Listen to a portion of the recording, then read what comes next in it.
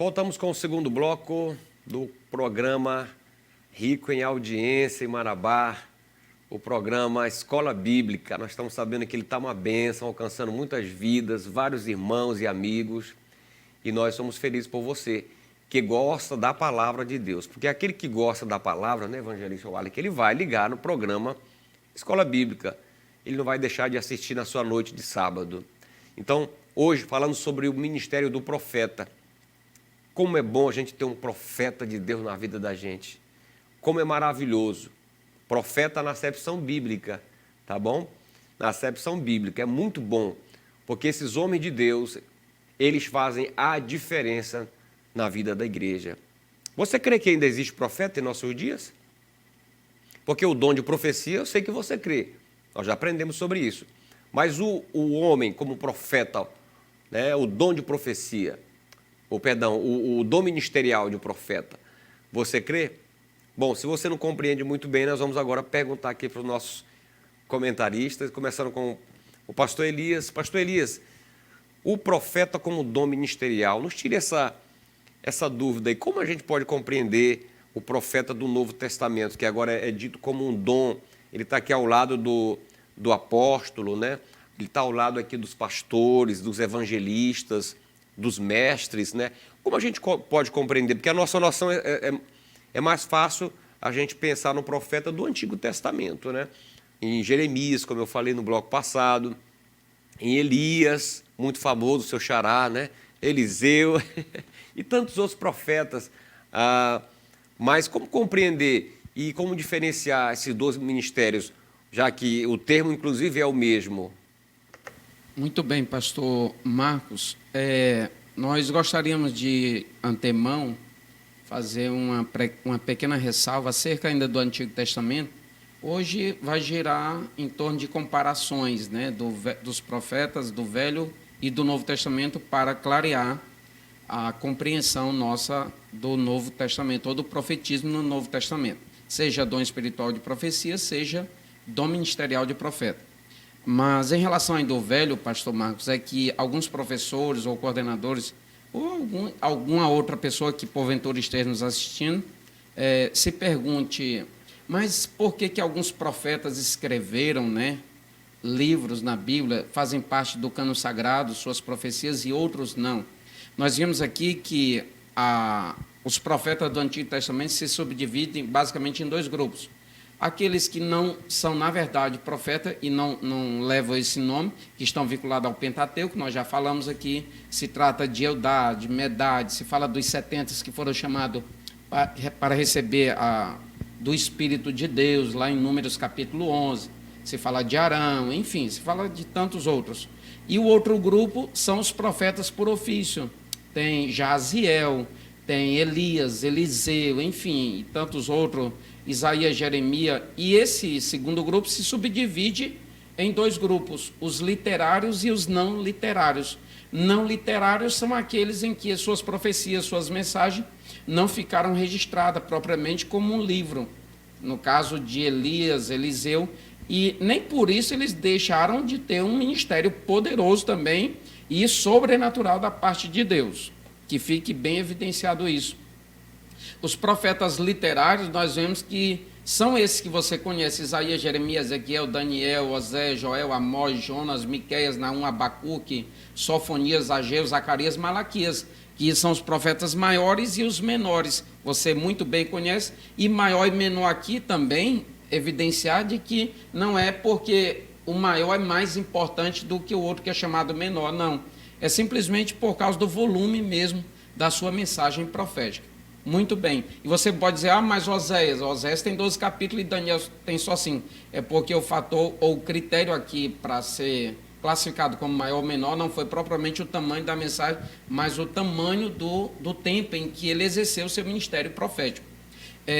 Para o Novo Testamento, nós temos que evidenciar uma diferença básica nós temos que evidenciar essa diferença entre dom ministerial de profeta e dom espiritual de profecia.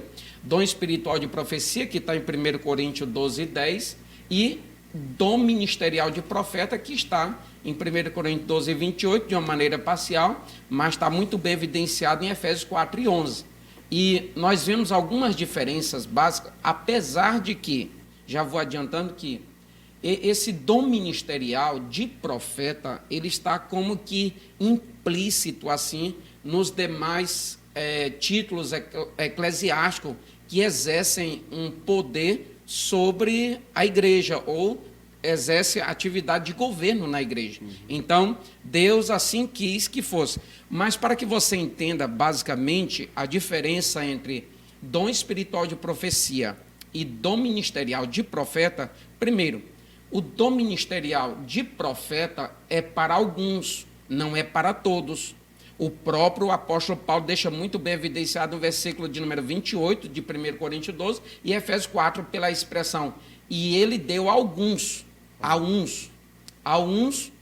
Então, isso aí fica evidenciado. Já o dom espiritual de profecia pode ser para todos os crentes, cheios do Espírito Santo, que estão em comunhão com o Senhor, podem ser usados no dom ministerial de profecia. Por isso que o apóstolo Paulo fala em 1 Coríntios 14, versículo 31, pastor Marcos, evangelista Wallace, que ele queria que todos profetizassem. Nós até estávamos evidenciando aqui que quando o apóstolo Paulo queria fazer referência ao dom espiritual de profecia, ele tratava-se do verbo, ele evidenciava mais, era o verbo, profetizar, profetizeis. E quando ele evidencia o dom ministerial de profeta, ele fala é o substantivo, ele evidencia o profeta. Então, a primeira diferença básica é essa, é que o dom ministerial de profeta é para alguns, não é para todos. O dom espiritual de profecia é para toda a igreja, pode ser, todos podem fazer uso disso. Outra coisa, o dom ministerial de profeta não é buscado para ser alcançado. É Deus que delibera, é Deus que concede segundo a sua soberana vontade. Aí, já o dom espiritual de profecia, você tem que buscar. O apóstolo Paulo diz: quero que muito mais profetizeis. Então, nós devemos buscar, e que busquem principalmente o de profetizar. Ele diz lá em 1 Coríntios capítulo 14. Então, buscar, esse é uma outra diferença básica, né? Para ser alcançado é necessário que busque. Outra coisa, só para uma terceira característica para diferenciar dom ministerial de profeta e dom espiritual de profecia, é que o exercício do dom espiritual de profecia se trata de uma manifestação sobrenatural, uma manifestação com o poder de Deus, mas acontece de maneira espontânea, de maneira esporádica.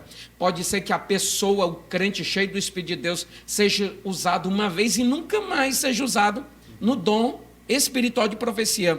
Já o dom ministerial de profeta se trata de algo mais permanente, se trata de algo que faz parte, está intrínseco no exercício das atividades eclesiásticas que ele está ali. Aí você diz assim, e é por isso que nós consideramos, de acordo com Donald Stamp, que o profeta, aqui no Novo Testamento, no quadro de dom ministerial de profeta, é aquele que proclama e interpreta a palavra de Deus, cheio do Espírito Santo, querendo a edificação, a maturidade da igreja local, né? Da igreja local. Então, nós temos que observar isso. E você pode dizer assim, e por que a igreja, tendo em vista que é um dom ministerial, por que a igreja não separa, não consagra alguém como profeta? É porque não tem nenhuma recomendação, nós não temos nenhum parâmetro bíblico para realizar tal atividade, que é a separação, consagração de alguém como profeta. Todavia, esse profeta existe na condição de dom ministerial de profeta, dessa forma, junto às demais atividades ou aos demais títulos eclesiásticos. Assim sendo, um presbítero pode ser um profeta nessa ótica, né? Um evangelista, um pastor, apesar de serem pastor, apesar de ser evangelista, pode, ao mesmo tempo, exercerem com poder do Espírito esse ministério glorioso. Só para finalizar, pastor Marcos, sendo um pouco já extenso, é que nenhum, nem outro, nem o dom ministerial de profeta, nem o dom espiritual de profecia, dá o direito a alguém se achar superior ao seu líder eclesiástico, ao governo da igreja estabelecido pelo próprio Deus. Se evidencia isso nesta noite, porque há pessoas que, quando são usadas assim, elas se equivocam e pensam que aí querem tratar de qualquer maneira o seu líder, seu presidente, e não convém que assim se faça. Outra coisa bem diferente, nenhum nem outro, nem o dom ministerial de profeta, nem o dom espiritual de profecia, dá-lhe condição de ser um profeta nos moldes do Antigo Testamento, que era um profeta de consulta para se tomar uma decisão, seja a partir da nação, seja a partir do rei, do líder, enfim. E nós devemos estar atentos que, seja numa situação, seja em outro ou em outra, essas manifestações espirituais elas têm tríplice propósito sempre, de exortar, consolar e edificar a igreja do Senhor. Amém, glória a Deus. Muito bem, é interessante essa função do profeta, né? Esse dom ministerial do profeta no Novo Testamento. A partir desses comentários a gente começa a compreender um pouco melhor. E eu percebo aqui também, queridos irmãos que nos acompanham, que o dom ministerial do profeta, esse ofício dele está muito relacionado à palavra de Deus, à proclamação da palavra de Deus, em situações que são exigidas da igreja. A igreja ela passou e vai passar por momentos bem difíceis, às vezes peculiares, e a mensagem do profeta agora, diferentemente da mensagem do Antigo Testamento, ela vai estar pautada na palavra. Ele não pode ir além da palavra.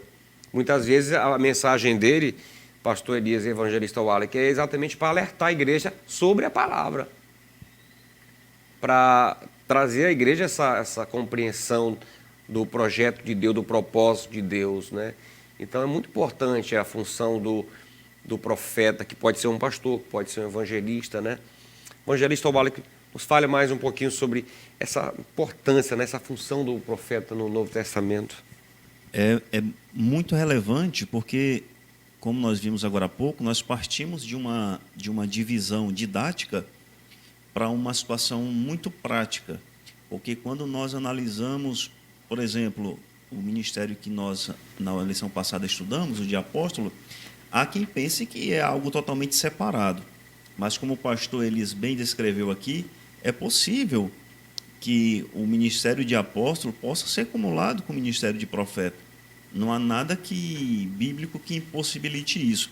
Mas nós estamos fazendo aqui uma divisão didática para uma melhor compreensão, né, dos dons ministeriais, dos dons espirituais. Também nós fizemos essas divisões didáticas.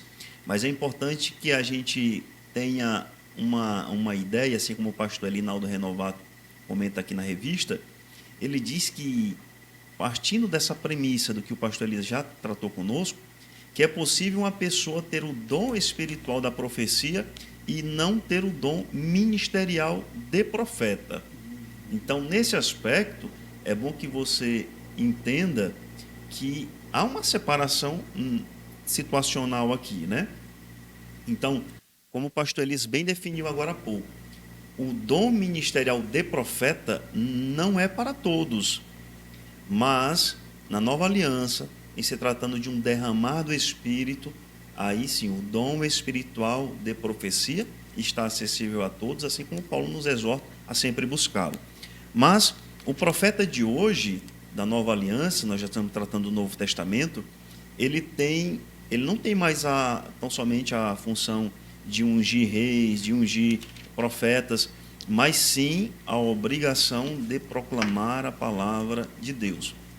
Dentre outras funções que nós discutimos aqui, que nós estudamos aqui, o pastor Fábio Henrique Tavares, ele define bem também, assim como a nossa revista também traz esses comentários, que a função do profeta, do ministério de profeta no Novo Testamento, é desmascarar o pecado, proclamar a justiça, advertir o juízo vindouro, combater o mundanismo e a frieza espiritual. Então você pode estar pensando que as mensagens de alerta do Antigo Testamento ficaram para trás. Há também até aqueles que imaginam que o Evangelho, que as mensagens que devam ser pregadas hoje, tratando-se apenas do Novo Testamento, o que é errado. Nós temos um Antigo Testamento apontando para o Novo e que algumas situações aqui se comparam. Por exemplo, advertir o juízo vindouro é certamente uma manifestação do Antigo que se aplica ao Novo Testamento. Mas também nós temos que ter a ideia de que esse profeta na Nova Aliança, ele deve ter alguns cuidados. E esses cuidados são referentes ao zelo pela pureza da igreja, possuir uma profunda sensibilidade diante do mal, ele tem essa capacidade de se discernir, esse discernimento de entender o que está acontecendo hoje no corpo de Cristo. Ele tem que ter a capacidade de identificar a iniquidade, o sentimento dele tem que se identificar com os sentimentos de Deus, né? Então, olha só a importância desse ministério. E ele tem que proclamar a palavra com intrepidez e ousadia. Eu queria só fazer a leitura aqui, está em Efésios 6, 19, diz assim: E, por mim, para que me seja dada no abrir da minha boca a palavra, confiança, para fazer notório o ministério do Evangelho. Ele quer dizer que essa palavra ela tem que ser empenhada com muita confiança, com ousadia, assim como Pedro empenhava dele, assim como Paulo o fazia. Então nós temos que ter esse modelo, nós temos que copiar e nós temos que analisar sempre o que nós dissemos agora há pouco, que o nosso profeta paradigma ministerial é o Senhor Jesus Cristo. Então nós teremos que imitá-lo, assim como Paulo tentou imitá-lo, assim como alguns assim o fizeram, tendo esse paradigma do ministério do profeta no Novo Testamento. Então é por isso que você tem que ter essa noção, essa compreensão dessas divisões didáticas. Nós temos que ter isso bem em mente, e tudo que nós tratamos aqui, a contrário senso, de forma contrária, analisando de forma contrária, não está de acordo com as Escrituras e, portanto, nós não estamos tratando de ministério profético no Novo Testamento. Se alguma coisa é contrária a isso que nós tratamos agora aqui, não está de acordo com os ditames, aquilo que nós confiamos, aquilo que nós acreditamos e naquilo que nós estudamos nessa palavra que é ministrada aqui na Escola Bíblica. Amém, glória a Deus. É interessante, queridos colegas e irmãos, que o profeta Joel, né, vamos falando aqui de uma profecia muito conhecida pela igreja pentecostal, ele já profetizou lá no capítulo 2, que nos últimos tempos, nos últimos dias, o Senhor derramaria do seu Espírito sobre toda a carne. E os vossos filhos e as vossas filhas profetizariam, né? E ele está falando aí sobre esse derramado do Espírito de forma abundante sobre toda a igreja, né? E isso é muito importante. Agora, a função do profeta já é um pouco mais peculiar, porque ele é um arauto de Deus que proclama, sobretudo, as verdades sagradas, né? Então, a mensagem do profeta ela tem que ser também pautada na palavra. Inclusive, o comentarista aqui da Bíblia de Estudo Pentecostal, ele diz que a mensagem do profeta na atualidade não deve ser considerada infalível. Ela está sujeita ao julgamento da igreja, julgamento no bom sentido, né? Não é aquele julgamento de ficar criticando, mas é de avaliação, se está de acordo com a palavra, né? Dos outros profetas e, sobretudo, a mensagem dele, ela passa pelo crivo da própria palavra de Deus. Então, como identificar realmente se a palavra daquele homem de Deus realmente foi uma palavra profética, né? Se ela estiver de acordo com os oráculos de Deus, se ela estiver de acordo com a palavra de Deus, com as Escrituras, porque nós temos aprendido que o Deus é o mesmo, o Espírito é o mesmo. Deus jamais vai entregar uma mensagem que seja contrária aos princípios que Ele estabeleceu na sua palavra. Tá? Então, é muito importante a gente ter cuidado com isso. Deus não é Deus de confusão. Deus não vai colocar os demais dons ministeriais em choque. Ele não vai. Aquele que está no governo, o Senhor não vai colocar em choque aquela pessoa que está com a sua vida no altar, que está trabalhando para o Senhor. E aí chega um profeta e quer, às vezes, balançar os alicerces daquela estrutura de um homem de Deus, de uma igreja, etc. Porque o diabo ele é muito sutil, ele trabalha muito no engano. E é sobre isso que nós vamos falar um pouco no próximo bloco, falando um pouquinho mais sobre esse discernimento que nós temos que ter do verdadeiro profeta e do falso profeta. Essa situação de falso e verdadeiro, essa questão da mentira, da verdade, do fake, não é coisa nova não, tá? Só o termo fake que a gente aprendeu agora aí há pouco tempo. Mas isso já é antigo, né? Porque o diabo, a antiga serpente, já trabalhou no engano desde o princípio. Então a gente precisa conhecer a palavra, conhecer bem os dons ministeriais e espirituais, estar em comunhão com o Espírito, para a gente então, recebendo esses dons, a gente conseguir distinguir aquilo que vem de Deus daquilo que não vem de Deus. Porque o mundo está precisando de Deus, o mundo está precisando ouvir mensagens, sim, proféticas, o mundo precisa ouvir mensagem de fé, principalmente nesse momento de pandemia. As pessoas precisam de palavras de fé que apontem para um Deus do impossível, para um Deus misericordioso, mas que também é santo, que é justiça, que é amor, e tudo isso, essa mensagem está na palavra de Deus e nós temos que apregoar. Nós vamos para o nosso segundo intervalo, voltamos no terceiro bloco, finalizando esse programa e falando sobre essas diferenças, tá bom? Do dom de profeta. Fique conosco.